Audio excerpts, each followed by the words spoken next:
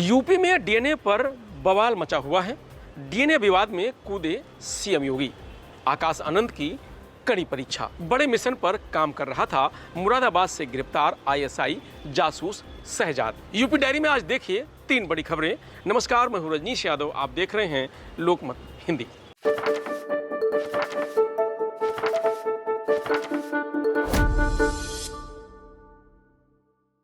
Deputy CM Brajesh Pathak और सपा प्रमुख अखिलेश यादव के बीच डीएनए को लेकर शुरू विवाद में अब सीएम योगी की एंट्री हो गई है। सीएम योगी ने सोमवार को बिना नाम लिए अखिलेश यादव को नसीहत दी। सीएम योगी ने कहा कि सपा से अच्छे व्यवहार की उम्मीद करना बेकार है, लेकिन सभ्य समाज उनके अभद्र और अश्लील बयानों को बर्दाश्त नहीं कर सकता। सपा के शीर्ष नेतृत्व को अपने सोशल मीडिया हैंडल की समीक्षा करनी चाहिए। इससे पहले सोमवार को सुबह एक बार फिर ब्रजेश पाठक ने अखिलेश यादव पर सीधे निशाना साधा। पाठक ने एक्स पर लिखा कि अखिलेश यादव जी, आप डीएनए के सवाल पर बहुत भड़के हुए हैं। मैंने ये क्या कह दिया कि सपा के डीएनए में खराबी है? आप आपे से उसी तरह बाहर हो गए जैसे 10 साल पहले यूपी से बाहर हो गए थे। आपकी पार्टी की राजनीति ही जातिवाद और तुष्टीकरण पर टिकी रही है। मुस्लिम तुष्टीकरण आपकी राजनीति की दाल रोटी है। आपने सिग्नेचर से आतंकवादियों से जुड़े 14 केस एक साथ वापस लिए। किस किस को गालियां देते फिरेंगे आप? अपना चेहरा साफ कीजिए, आईने से मत झगड़िए। दरअसल 16 मई को सपा की मीडिया सेल की आपत्तिजनक पोस्ट्स ने हंगामा खड़ा कर दिया था। इसमें ब्रजेश पाठक के डीएनए को लेकर सवाल किए गए। उनके डीएनए को सोनागाछी और जीबी रोड यानी रेड लाइट एरिया से जोड़ा गया। इसे लेकर ब्रजेश पाठक आग बबूला हो गए। उन्होंने 17 मई को अखिलेश और डिम्पल यादव से सीधे सवाल पूछे कि क्या यही आपकी पार्टी की भाषा है?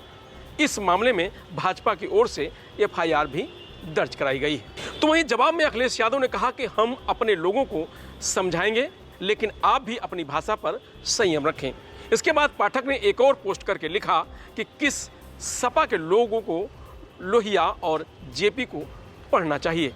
ब्रजेश पाठक के समर्थन में डिप्टी सीएम केशव प्रसाद मौर्य भी कूदे। उन्होंने सोशल मीडिया पर लिखा कि परिवारवाद, समाजवाद अब पूरी तरह से लठैतवाद में बदल चुका है। सपा की मीडिया सेल ने शुक्रवार रात 8:44 पर एक पोस्ट किया। इसमें ब्रजेश पाठक पर निशाना साधते हुए उनके डीएनए पर तंज कसा। लिखा कि ब्रजेश पाठक का खुद का डीएनए सोनागाछी और जीबी रोड का है। उन्हें खुद नहीं पता कि उनका असली डीएनए क्या है, कहाँ का है और किसका है। इस पर ब्रजेश पाठक भड़क गए। उन्होंने अखिलेश यादव से सवाल पूछा कि अखिलेश जी, ये आपकी पार्टी की भाषा है? किसी के दिवंगत माता पिता के लिए शब्दों का ये चयन है? क्या डिम्पल जी इस स्त्री विरोधी और पतित मानसिकता को स्वीकार करेंगी? सोचिएगा। इस मामले में फिर अखिलेश यादव की एंट्री हुई। अखिलेश यादव ने डिप्टी सीएम ब्रजेश पाठक को नसीहत दी। जवाब में पाठक ने भी पलटवार किया। उन्होंने कहा कि सपा को समाजवाद पढ़ना चाहिए, अगर किताबें ना हों तो मैं भेज दूं। फिर अखिलेश यादव ने लिखा कि हमने उत्तर प्रदेश के उप मुख्यमंत्री जी की टिप्पणी का संज्ञान लेते हुए पार्टी स्तर पर उन लोगों को समझाने की बात कही है जो समाजवादियों के डीएनए पर दी गई आपकी अतिशोभनीय टिप्पणी से आहत होकर अपना आपा खो बैठे हैं। आइंदा ऐसा ना हो, हमने उनसे तो ये आश्वासन ले लिया है, लेकिन आपसे भी यही आशा है कि आप जिस तरह की बयानबाजी निरंतर करते आए हैं उस पर भी विराम लगेगा।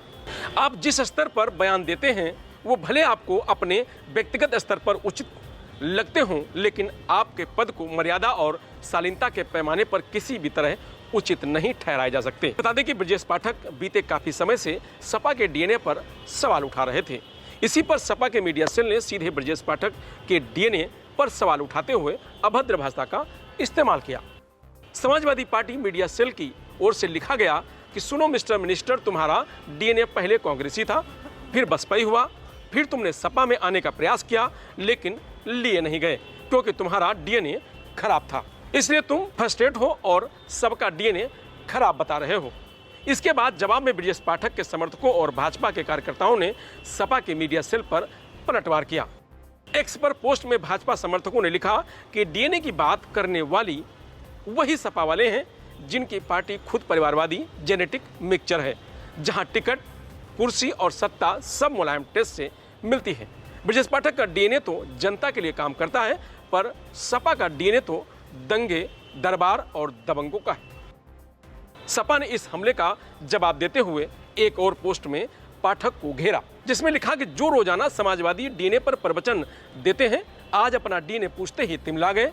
पाठक जी, आप तो रोज समाजवादी पार्टी का चरित्र प्रमाण पत्र बांटते थे, अब जब जनता ने आपसे पूछ लिया आपका डीएनए क्या है, तो आपके चमचे और गुर्गे गुर्राने लगे। इस बीच भाजपा कार्यकर्ताओं ने सपा की इस टिप्पणी को नीच मानसिकता और अभद्र भाषा का उदाहरण बताते हुए कड़ी निंदा की। तो वहीं आकाश आनंद को फुल पावर मिल गया है। आकाश आनंद पर फिर मेहरबान हुई मायावती। भतीजे के लिए नया पद सृजन कर दी बड़ी जिम्मेदारी। मायावती ने जिस आक्रामकता के साथ आकाश आनंद को चीफ नेशनल कोऑर्डिनेटर बनाया है, उसके पीछे दलित वोट बैंक को फिर से साधने की मंशा है। लेकिन सवाल यही है कि क्या आकाश गैर जाटो जातियों को भी जोड़ पाएंगे? ये आकाश की परीक्षा है, क्योंकि यही वो जातियां हैं जिन्हें सपा, भाजपा और कांग्रेस अपने पाले में लाने की रणनीति बना चुकी है।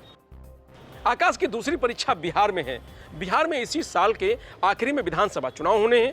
राज्य के प्रभारी रामजी लाल गौतम की अगुवाई में बसपा सभी 240 सीटों पर चुनाव लड़ने की तैयारियों में जुटी हुई है।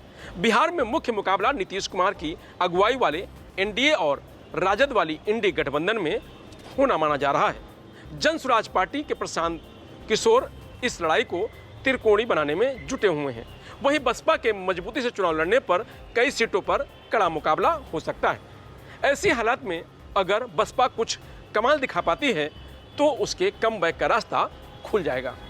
फिलहाल बसपा सुप्रीमो मायावती ने एक बार फिर भतीजे आकाश आनंद को बड़ी जिम्मेदारी दी है। आकाश को चीफ नेशनल कोऑर्डिनेटर बनाया है।